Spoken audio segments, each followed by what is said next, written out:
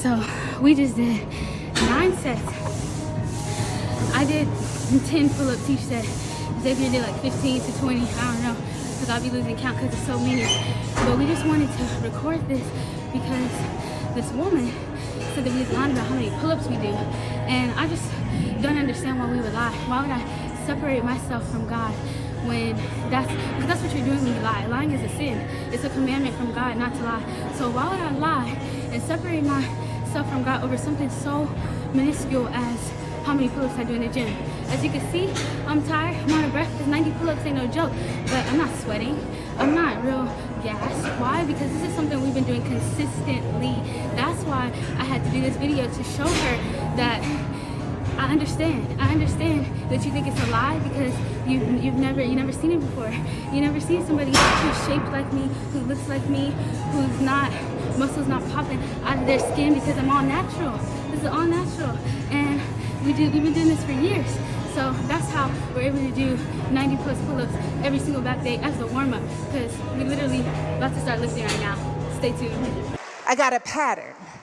Great is thy faithfulness. I got a pattern. Sometimes you just sing the song, but then there comes a moment when you know the song to be true, because every time I thought that what I was looking at was going to be bad, some kind of way it ended up on good. There's no reason why some of us should even be in this room, but for some reason God kept making sure that it landed on good. I didn't do everything the right way. I don't know all of the right people. There's no reason you should even be jealous of me, honey, because the same God that did it for me, I know he can do it for you. There ain't nothing special about me. It's just the way that God works. He has a way of making sure that everything lands on good. One day I made a decision that enough is enough. I'm tired of being average. I'm tired. I'm tired of being good. I'm tired. I want to go to the dealership and buy the best car. I want to move to the nicest neighborhood. I want to fly first class. I want to go to Hawaii. I want to go to Australia. I made a decision. Enough is enough. It's showtime. Will a real Aaron Thomas please stand up? Some of you in the room right now, you are where you are. You're giving 60% when you have 120 in you. Why? Because you never made a decision. Those of you in this room, you already there. Your problem is there's some stuff you don't want to give up to God. You're talented. You just don't want to give up sleep. Listen to me, pound for pound, any agent in the room, pound for pound, motivational speaker, pound for pound, entrepreneur, pound for pound, whatever you do, I guarantee you when you do it, nobody can do it like you do it. The problem is you don't hardly do it. You love sleep too much. You love that alcohol too much. You love that substance too much. You love that vice too much. There's something that you love more than yourself, than your dreams, than your goals. Watch what happens when you have a goal that only has 2 reasons. See how long that lasts. Watch a goal that has 50 reasons and see how you... There's somebody called me the other day on an interview, stupid question. E.T., what do you feel like on the days that you don't feel like? I said, ask the question again, please. Well, what do you do on the days that you don't feel like? So I'm gonna be honest with you, I'm way past that. Every day I feel like. Every day I feel like eating. Every day I feel like giving my wife the best life. Every day I feel like driving in a nice car. Every day I feel like flying first class. Every single day of my life, I feel like giving 100%. Every single day. Somebody said yesterday, E.T., you gave 120. What you gonna do tomorrow? I said, I don't know. Give 140. I don't know, but I don't have days where I don't feel like it. Why? Because I'm counting on me. My wife's counting on me. I don't have days to waste. No more 50%, no more. No more 70%, no more. I want us at 85 and climbing.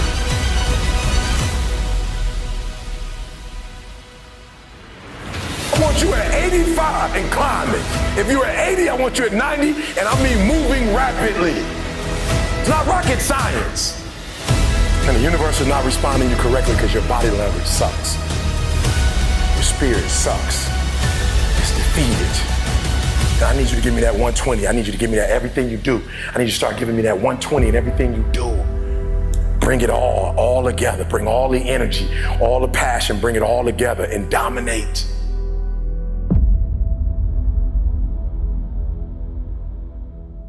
That I got an opportunity to make a dream become a reality. When you want to succeed as bad as you want to breathe, then you'll be successful. You have to give it everything you got. No more TV, no more parties, no more playing. If you don't have a 4.0, what you need to be doing is studying. Get off the phone. Sorry, I'm not available until the end of this year.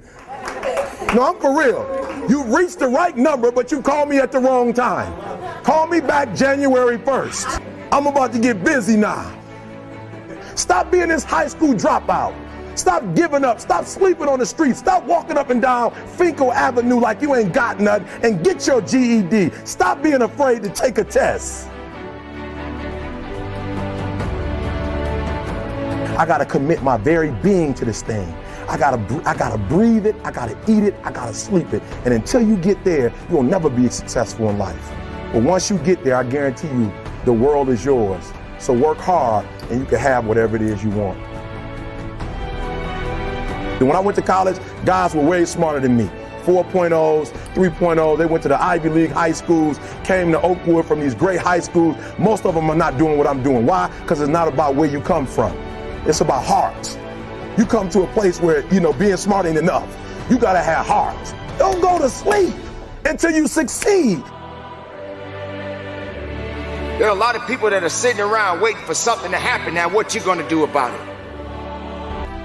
Wake up from your dream and make your dream a reality. Wake up. Wake up and understand the significance of the purpose that you have within yourself. Understand that if it's something that you are truly ultimately seeking in your life, then you got to go after it. There are a lot of people that are sitting around waiting for something to happen. Now, what you gonna do about it? How are you gonna go about doing the things that are necessary to get you where you need to be in your life? Everybody has a dream, but how much are you applying to that dream?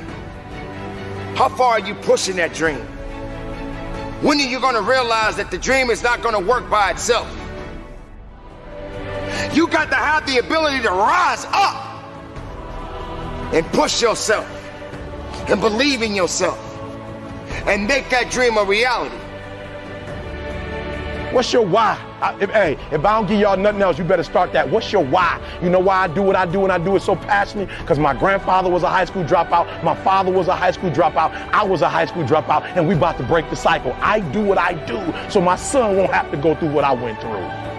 When I was at the football game, my old dude wasn't with me. I saw other kids with their father. I said, that'll never happen to me. I do what I do because my daughter says she's going to Harvard. It ain't even about y'all. I'm about to come in here and blaze y'all. Why? Because I'm trying to get you all the NFL. I ain't about to miss this opportunity. This is the first NFL team I've ever done in my life, and I'm about to lick it.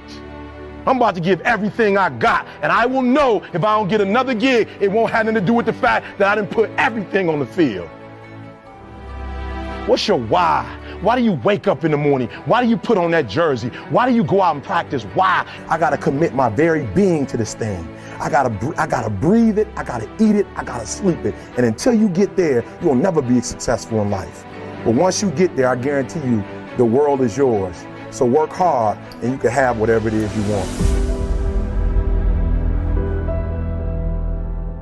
I'm gonna grind. I'm going to fight. I'm going to work. I'm going to press toward.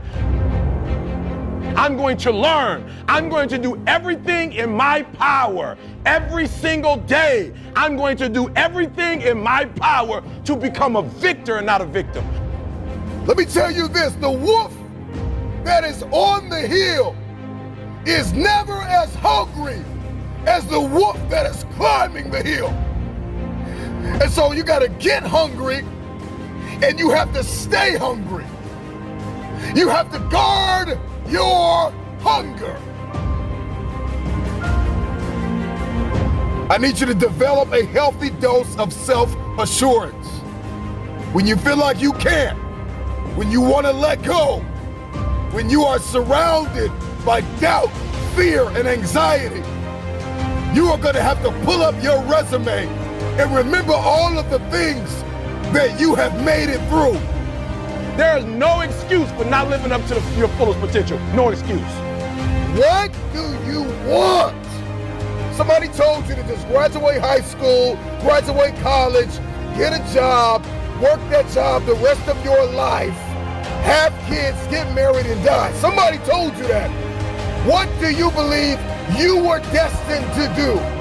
And then you gotta spend every single solitary day for the rest of your life going after that dream. What do you have to have? What is your dream? And when you think there's nothing left in the tank, look yourself in the eyes and say, I can, I will, I must. The nightmare is to reach our 60s, our 70s, our 80s, or even our deathbed, and to talk about everything we should have done. I should have done that. I should have invested in this. I should have made the relationship work. I shouldn't have got a divorce. We sit around and talk about all of our shoulds.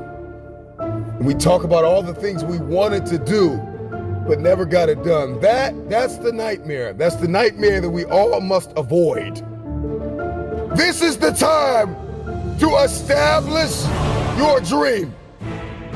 All of the pain, all of the trauma, everything you have experienced, the turbulence, you have to garner up all of that hunger.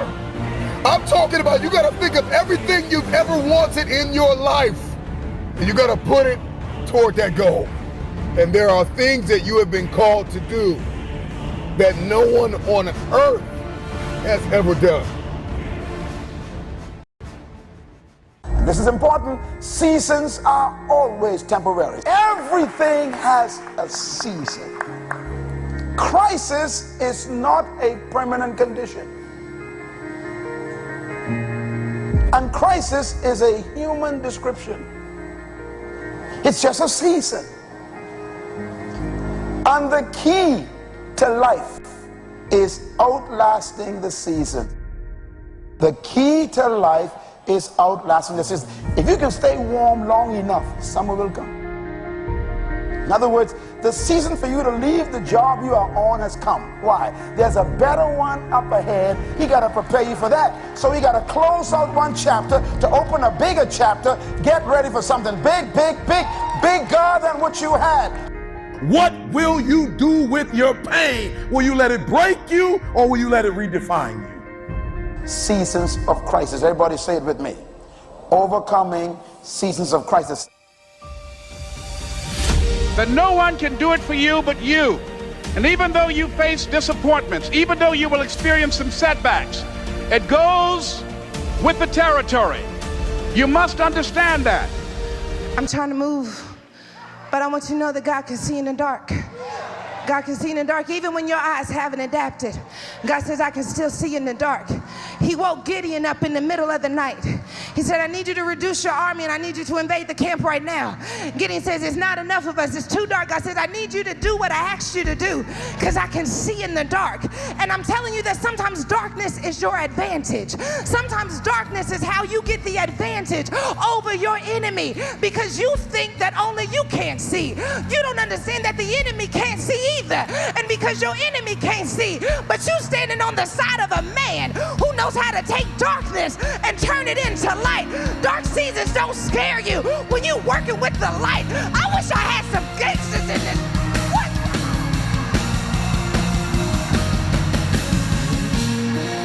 I don't even walk by sight. I walk by faith. If you see me move, you better know it's because God said do it. And I don't know what he's doing, but I know he knows how to see in the dark. I can see it if I had to be strong in my own self, but that's not what the mandate says, and that's not what the text implies. What it says is be strong, not in what you can do. I want you to be strong in the power of your God. Because the last time we were at this juncture, there were people that came out of your camp that did not believe in my strength. And that's why they never could go in, because they were trying to do it under their own power. power. And if you try to do it with your own power, you'll never be able to get it done. But when you do it under by God's power, then he says that I can do all things through Christ who... I want all the strong people to open up your mouth and give God 10 seconds of praise. I'm strong because of him.